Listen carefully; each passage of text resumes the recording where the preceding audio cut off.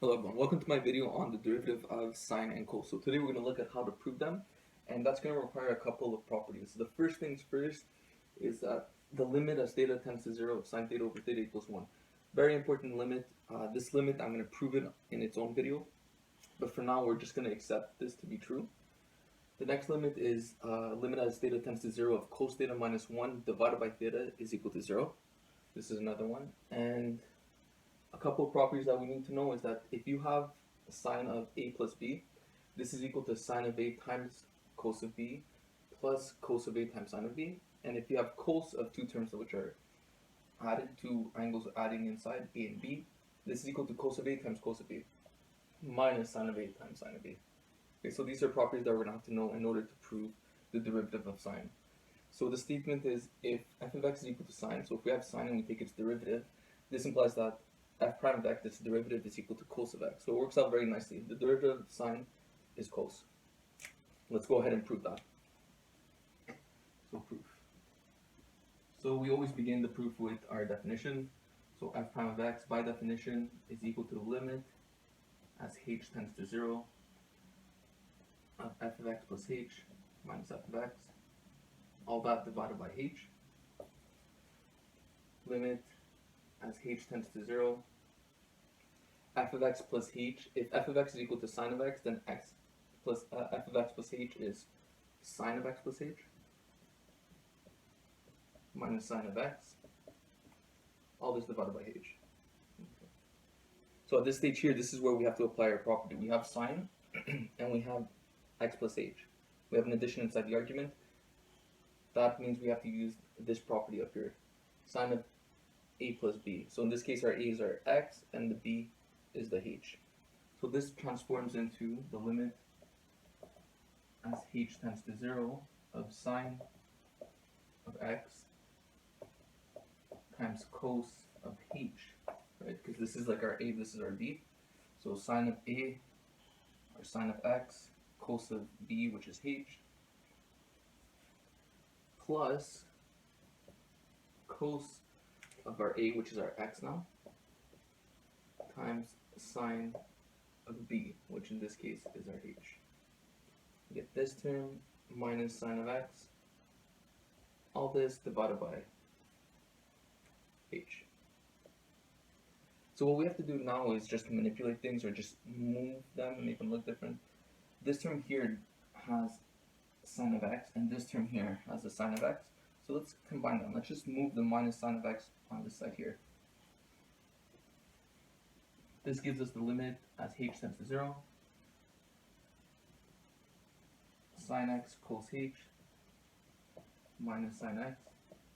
And because we have an addition on the top, what we could do is divide each term by the denominator. So I'm going to put all this over h and separate it from this term here, plus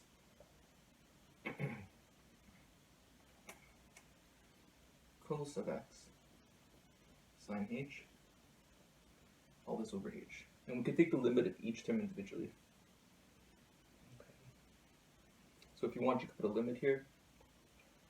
The next step would be to factor out the sine. Let me erase and do that up here because I'm running out of room.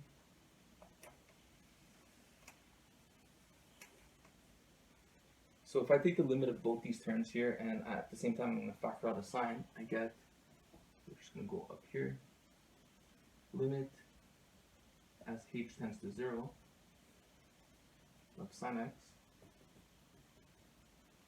times, I'm going to put it in bracket, cos of h minus 1 over h.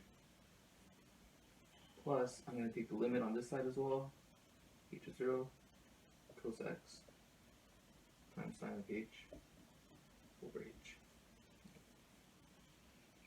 So from this we get to this stage here. Okay. So all I did is I factored out the sine of x. Notice that we have a minus 1. Students often forget this, but if you distribute the sine x back in, notice we'll get sine of x cos h, and then minus sine times 1 minus sine of x. So we get this. This is equivalent. This is good. And the reason why I separated these, all the terms with h's, I put them in a square box because we erase this now. The limit as h tends to 0 does not affect the sine of x, and the limit as h tends to 0 does not affect the cos of x because there's no h's in here. Okay, so we could essentially pull it out of the limit. That's okay. Or when I'm pulling it out of the limit, what we're really doing is we're taking the limit, because we have a multiplication, we're taking the limit of both the terms individually. But since this doesn't have a h, the limit doesn't affect it, so we could just write sine of x on its own. So it's as if we're pulling it outside the limit. Okay, when in reality we're actually taking the limit of each term. Okay, so here what we get is sine of x times the limit as h tends to 0 of what's in the square bracket, cos of h, minus 1 over h, plus, again here I'm going to pull out the cos of x times the limit as h tends to 0 of sine h over h. Let's put in square brackets. The reason I have them in square brackets is just to emphasize on the fact that these are the limits that we stated here above. Instead of thetas, we have h. Okay, so cos of h minus 1 over h is what we have here. Cos of theta minus 1 over theta. The limit as theta goes to 0, so in this case h goes to 0. This whole thing is equal to 0. And same here, sine h over h, the limit as h goes to 0, so theta over theta. In this case, this piece here is equal to 1. So sine x times 0, that's gone, and cos of x times 1, we're just left with cos. So we showed that the derivative, starting at sine, the derivative of sine is cos of x. So we evaluated the derivative of sine, giving us cos. Now we're taking the derivative of cos, which gives us negative sine. So it's almost the same.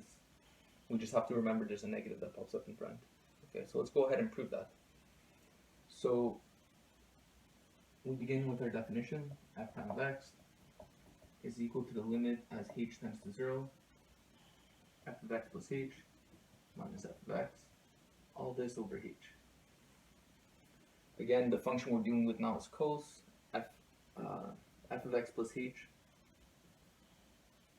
gives us cos of x plus h minus cos of x, all this over h.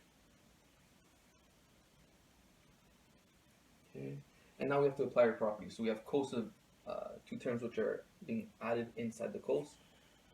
So x is our capital A and h is our capital B. So this term here, using this formula, transforms into limit as h tends to 0 of cos of x times cos of h. Now it's a minus sign, sine of x times sine of h. Okay, so that's this piece here, all that minus cos, and divided by h. Okay, so similar, like we did with sine, similarly to that argument, there's a cos x here, there's a cos x here. Let's combine them, let's put them together. And at the same time, I'm going to divide each term by h, giving us cos of x times cos of h minus cos of x, all this divided by h, minus the limit as h tends to 0, because over here for this term here we have a minus in front of the signs, so we get sine x sine h, all this divided by h. Okay, so again I'm just going to have to erase, give myself a bit more room.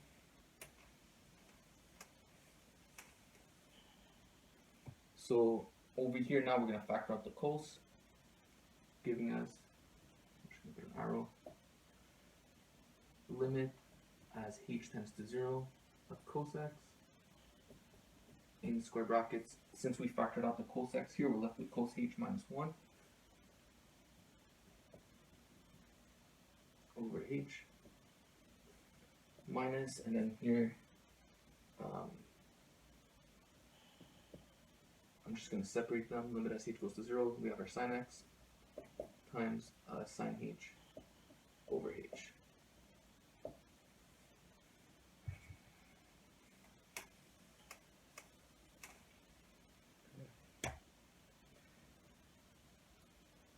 And now we use the same argument as before. We're going to take the limit of each term individually. Again, the cos of x doesn't have a h involved, so we could kind of just ignore it, set them in the front. The limit of this term here, let's rewrite it. Limit as h tends to 0 of cos of h minus 1 over h. Put this in square brackets. Minus the sine of x, we'll pull them out. Times the limit as h tends to 0 of sine h over h.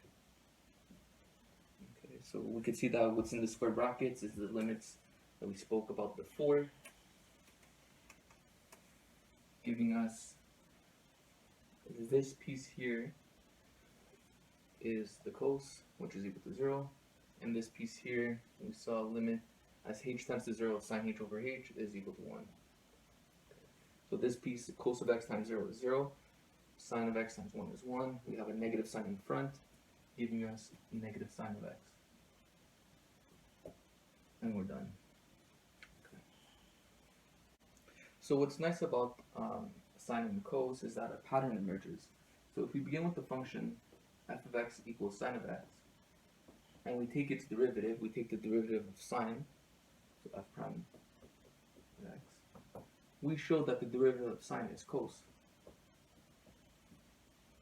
Okay. And now if we take the derivative again, we show that the derivative, we're doing higher derivative, so the second derivative, so 2 primes, is equal to a negative sine of x. Let's keep going. What if we take the derivative again, also called the third derivative, so triple prime x? Well, we know this because the negative in front is essentially just a constant. You can think of it as negative 1. And we know when we're taking the derivative of a function with the constant in front, we could just ignore the constant. So I know there's going to be a negative here, a negative 1. So ignore the constant and deal with the function on its own. So the derivative of sine here, we showed from before, is just cos. So the derivative of negative sine is essentially just negative cos. You don't have to put the 1. But if you want, it doesn't hurt. And then we can go one more time. What's the derivative, or the fourth derivative, of negative cos? Well, there's the negative here that stays, and we know the derivative of cos is negative sine. And the pattern is complete. This is sine of x. So when you take the derivative, you now just jumped back to the top. So we have this 4-step pattern. So if this sine of x here, this is back to the top, essentially we're going really from here. So we could ignore this last step here, because at the 4th step, we're back to where we started. So when we take the derivative of sine, it's cos, derivative of cos is negative sine, derivative of negative sine is negative cos, and then we come back to sine in this pattern emergence. So if we're given the function, this is a nice pattern to keep in mind. If we have the function, I don't know, sine of x, and I'm asking you to find the, just to intimidate you, find the 300th derivative. So writing all these prime gets tedious. Obviously you don't want to put 300 little dots, so our little prime notations. So what we do is we put the number in brackets to denote the number of derivatives. So we want to take the derivative of sine x 300 times. So this may look intimidating, but using this pattern is quite simple, because we know that each pattern, each 4 cycles, once you take the derivative 4 times, you end up back to where you started. And if you remember your divisibility rules from elementary or from high school, any number that ends with 2 zeros is divisible by 4. So 300 is divisible by 4.